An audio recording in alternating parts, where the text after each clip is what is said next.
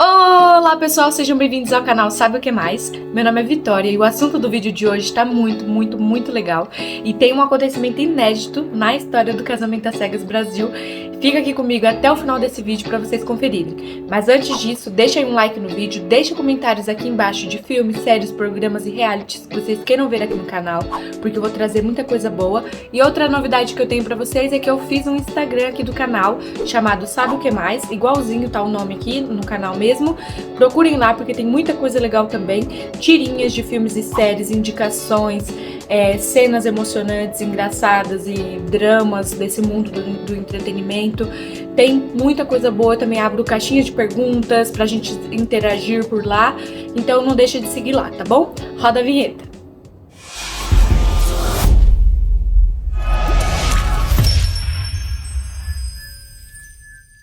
Bom, basicamente o vídeo de hoje é sobre tudo o que aconteceu ali nos episódios finais, quem casou, quem não casou, o que rolou nessa última parte aí que foi liberada antes da reunião que vai acontecer ao vivo, que eu também estou super ansiosa pra ver as polêmicas, porque normalmente a reunião acontece depois que os episódios já foram ao ar, que as pessoas tiveram noção do que estava acontecendo aqui no mundo de fora, como as pessoas reagiram, né, a tudo que eles passaram lá. E daí eles vão comentar a respeito depois de verem a si mesmos e outros participantes que consideravam amigos, pra ver se que foi amigo mesmo, né, tudo que rolou lá. Eu também tô bastante ansiosa. Mas o vídeo de hoje é especificamente sobre os dois episódios finais ali, o 9 e o 10, onde começa com a briga que o Menandro e a Maria tiveram por conta da Bárbara, uma ex-participante que acabou seguindo o Menandro nas redes sociais e ele acabou seguindo de volta. E aí isso gerou aí uma briga entre eles que começou até numa festinha que eles estavam todos juntos com os participantes, e a Maria tocou nesse assunto no meio de todo mundo e o Menandro ficou super bravo, super chateado, e quando eles chegaram no apartamento eles começaram a discutir. E a gente percebe como o relacionamento deles, aí eu digo no geral, é bem fraco no sentido de que eles estão apaixonados e acham que estão amando, mas na verdade não deu tempo suficiente pra sentir amor, porque uma simples briguinha eles já colocam em xeque: eu acho que eu não vou casar, eu acho que o casamento não vai rolar, não era essa pessoa que eu tinha conhecido e tudo mais. E a gente percebe que quando é um relacionamento duradouro, quando você realmente ama a pessoa, essas pequenas brigas não importam, né? Você passa por cima delas, você dialoga e logo tá resolvido, tá tudo bem. Essas brigas bobas, por motivos bobos. Mas ali, uma simples briguinha por um motivo nada a ver, por um mal entendimento, eles já colocam em xeque se eles vão se casar ou não. Mas enfim, eles acabaram tendo essa briga, o Menandro acabou não querendo conversar ali porque ele achou ridículo, então ele saiu de cena, depois ele voltou, aí pareciam que eles iam se resolver, o Menandro até falou: não, eu vou excluir ela das redes sociais. Ela falou: eu não quero que você exclua. Aí ele falou: mas eu não tô nem aí se você quer ou não, eu vou fazer isso porque eu não quero que a gente brigue, não quero que pessoas de fora interfiram no nosso relacionamento. Mas logo ela acaba falando que ele é hipócrita, e ele se irrita de novo e sai de lá de novo e super bravo. A Maria, ela tem um histórico de tirar um pouco do contexto as falas das pessoas. Então já aconteceu ali em alguns momentos com a Karen, com outros participantes, com o Valmir e também com o Menandro. Ela pega uma situação, aumenta para um nível maior e tira algumas falas do contexto.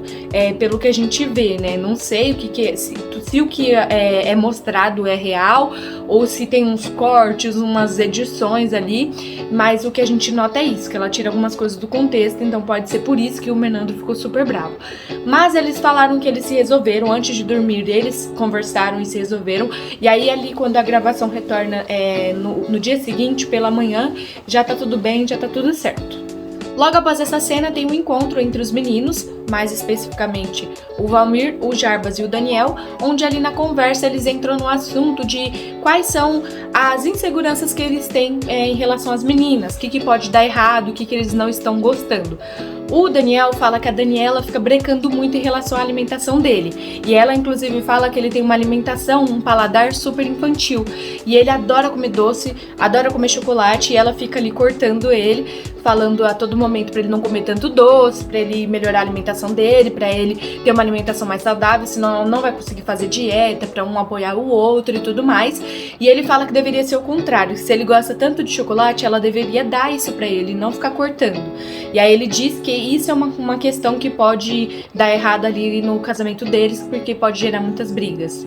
Já o Jarbas fala que a Bianca fica perguntando a todo momento com quem ele está conversando e fica com ciúmes e inseguranças em relação a isso.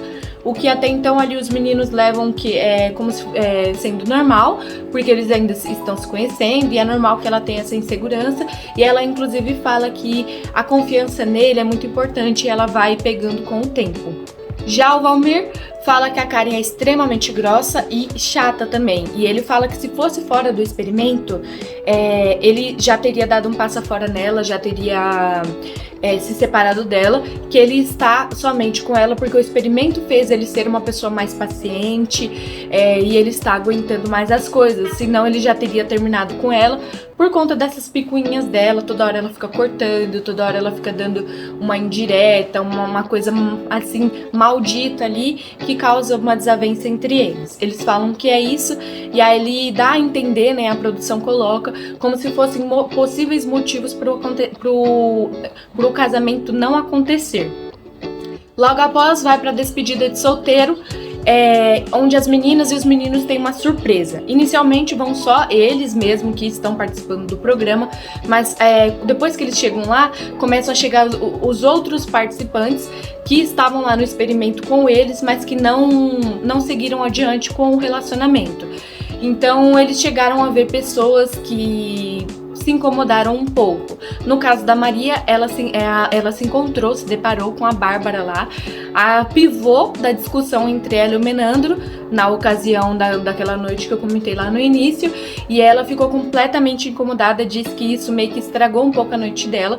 Todo mundo percebeu que ela ficou de cara fechada, mas ela disse que estava indiferente. Mas ela estava era perceptível o incômodo dela com a presença da Bárbara. Até mesmo a Bárbara percebeu e falou: gente, eu acho que a Maria está incomodada um pouco comigo, né? E aí até a Maria tem um pouco assim de uma atitude infantil, fala: eu estou noiva, ela não está noiva e não sei o que, sendo que os próprios participantes falaram que todo mundo ali estava se seguindo. Todos os ex-participantes estavam seguindo uns aos outros e que não era um motivo assim para ter uma desavença tão grande quanto ela levou.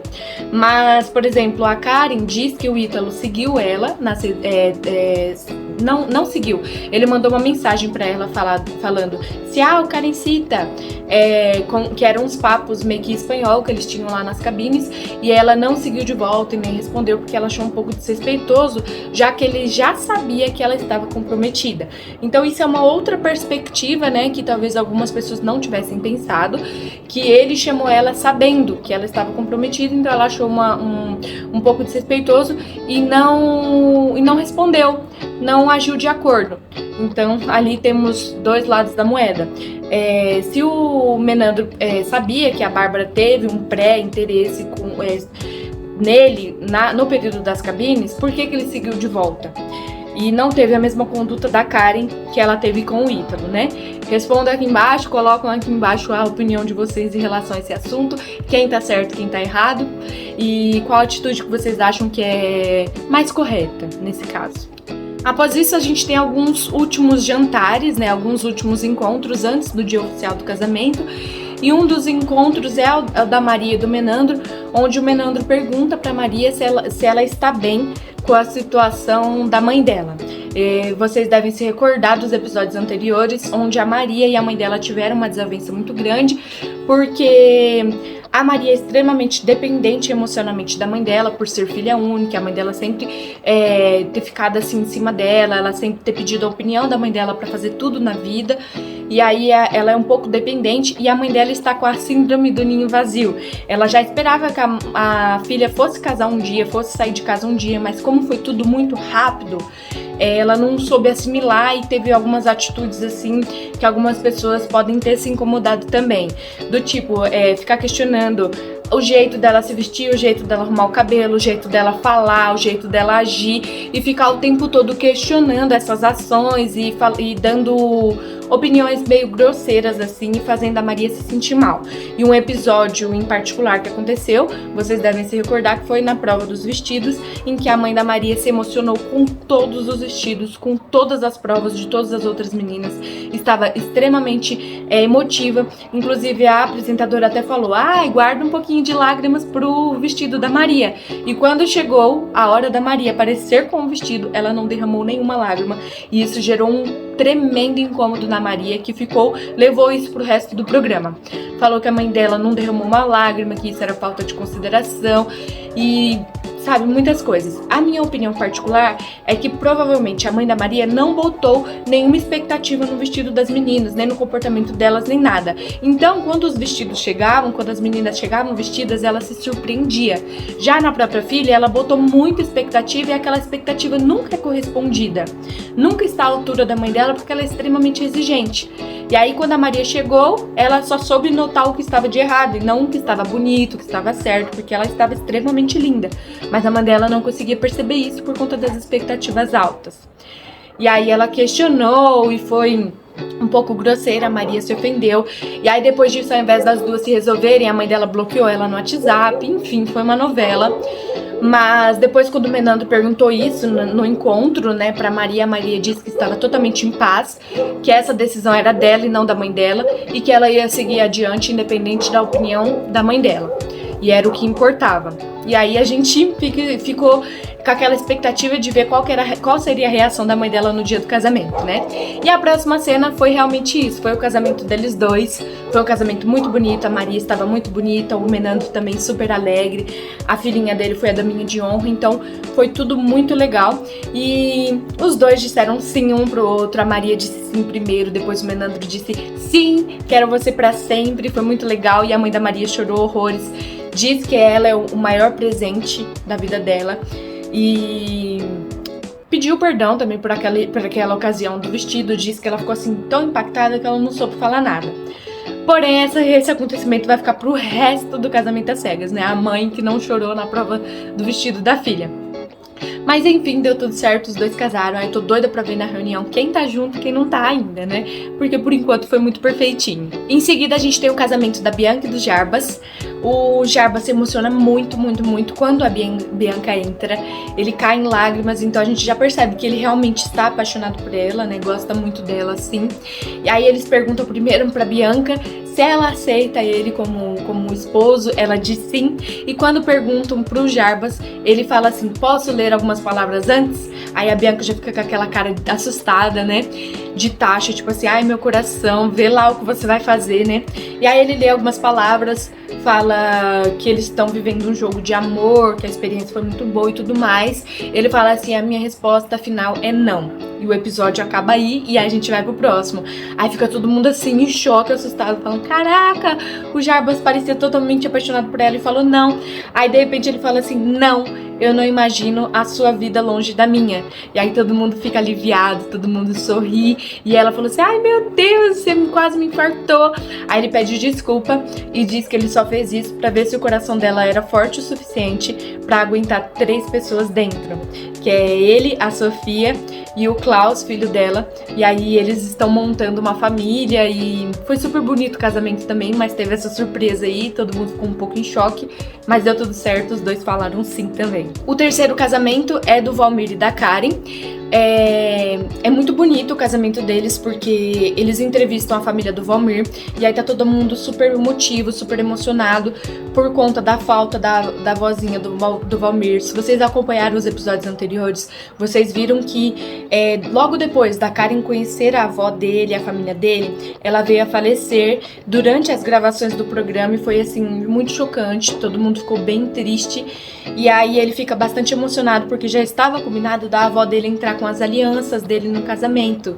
E aí, devido à falta dela, né, ele fica bastante emotivo e emocionado, mas fala que ela está ali de qualquer maneira acompanhando esse casamento e de qualquer forma ela está lá, a presença dela está lá, isso que importa. Outra questão também é que o pai da Karen, que parece um homem super fechado, né, fica super emotivo também, olha com muito carinho pra ela. O irmão dela também diz que a Karen é muito fechada, mas ele sabe o que ela tá sentindo. Ela não deixa transparecer, mas ela tá super ansiosa também. E ele fala que ele tá dando um voto de confiança pro Valmir, que ele não pode dizer que ele apoia 100%, mas ele dá o seu voto de confiança. E lá no altar perguntam primeiro pra Karen e ela diz sim.